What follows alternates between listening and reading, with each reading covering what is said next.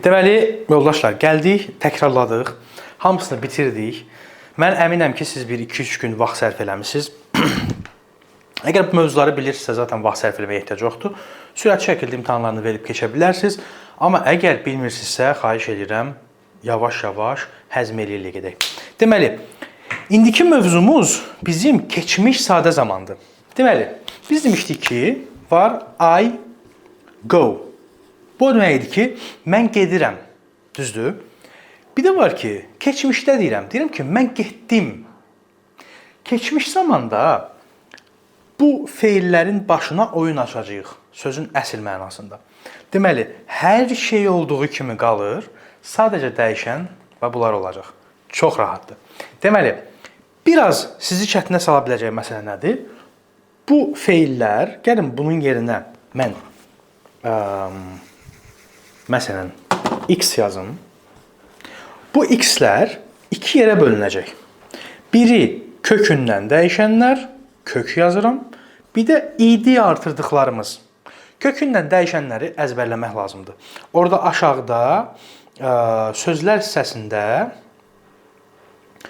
və yaxud da ola bilsin ki, açıqlama hissəsində ya da qeydlər hissəsində.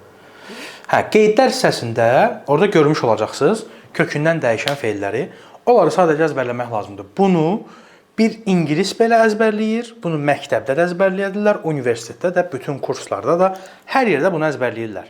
Yəni, kökündən dəyişənləri sadəcə əzbərləmək lazımdır. Başqa heç bir qaydası yoxdur. Net olaraq bugünə kimi də tapılmayıb ki, necə eləmək olar. Sadəcə əzbərləmək lazımdır və çətin olmadığına görə hamı əzbərləyir, keçir, gedir. İdi artırdıqlarımız var. Məsələn, play sözünə idi artırırıq. Olur played. Amma go sözü olur, dəyişir, went. Yəni, went nə deməkdir? I go, mən gedirəm deməkdir. I went, mən getdim demək oldu. I play, mən oynayıram deməkdir. I played, mən oynadım demək oldu. Keçmişdə oldu. İndi deyəcəksiniz ki, bəs hardan bilim bu axına idi artırım, yoxsa buna kökündən dəyişirəm? Kökündən dəyişənləri əzbərləyəndən sonra yerdə qalanların hamısına idi artırırıq.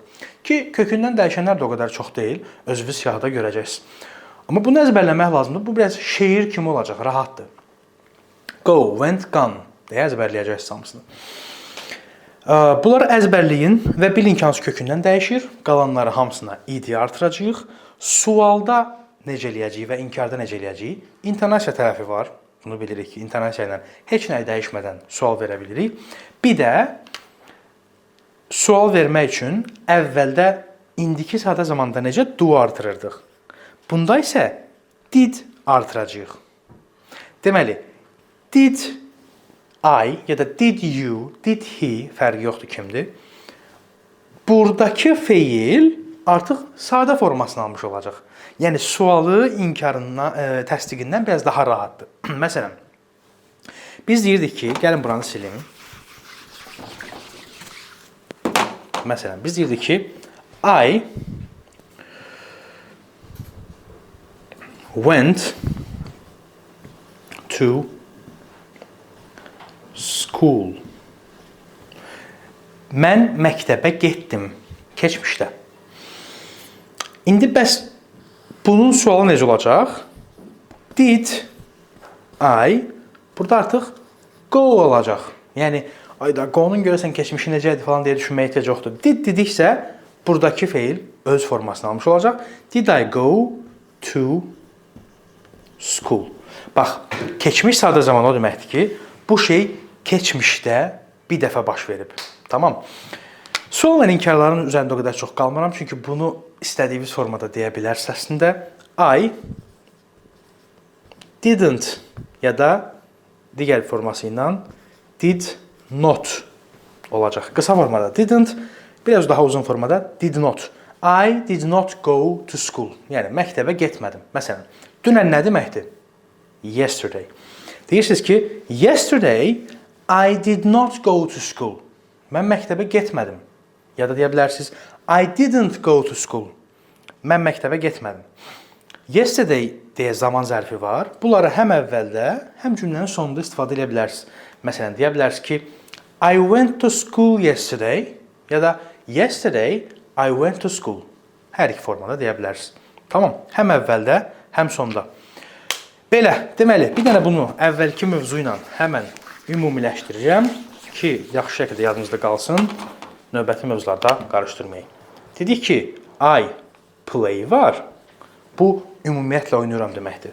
Bir də I played var, bu isə oynadım, keçmişdə olmuş bir şey göstərmək üçündür. Və biz gələcək zamanı bilirik, bu isə necədir? Oynayacam. I will play. İndi aramızda ay da, hə deyənlər də var. I play, I played, keçmişdə oynadım. I will play, gələcəkdə oynayacam. Siz artıq 3 zamanı bilirsiniz, hansı ki ən çox istifadə olunan zamanlardır və heç digər zamanları bilmədən bütün cümlələrinizi bu zamanlarda qurub danışsanız belə, sizin üçün heç kim yox, mən başa düşənmədim, sən nə deyirsən deməyəcək. Təbii ki, əgər gələcəkdə eləyəcəyiniz şeyi keçmişdə desəz, biraz başqalaşıq ola bilər. Keçmişdə elədiyiniz şeyi gələcək üçün desəz, insanları düşündürə bilər. Amma bu 3 zaman istifadə edə bilirsinizsə, siz rahat şəkildə bütün fikirlərinizi ifadə edə bilərsiniz. Yəni, digər zamanları öyrənmədən belə. Ona görə bunu yaxşı-yaxşı yazıda saxlayın. Biz isə davam edəcəyik növbəti dərsdə artikellarla, biraz daha belə rahat bir mövzudur. Ona görə bu mövzunu yaxşı həzm edin ki, ondan sonrakıları daha rahat, daha maraqlı formada gedə bilək. Özünüzə yaxşı baxın. Aşağıda mütləq şəkildə şeylər qeyd olunub, qaydasız feillər qeyd olunub. Onları əzbərləmək lazımdır. Onlarla yanaşı sözləri öyrənmək lazımdır. Cümlələri yaxşı şəkildə praktik eləyin.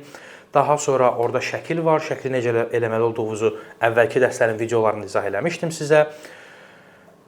Dialoq hissəsini necə praktik eləməlisiniz, dinləməni hansı formada eləməlisiniz, bunların hamısını əvvəlki videolardan bilirsiniz. Yazma hissəsində lütfən unutmayaq, yazın özünüzdə, çünki yazarkən daha kreativ olursunuz. Növbəti dərsdə görüşərik. Özünüzə yaxşı baxın. Hələlik.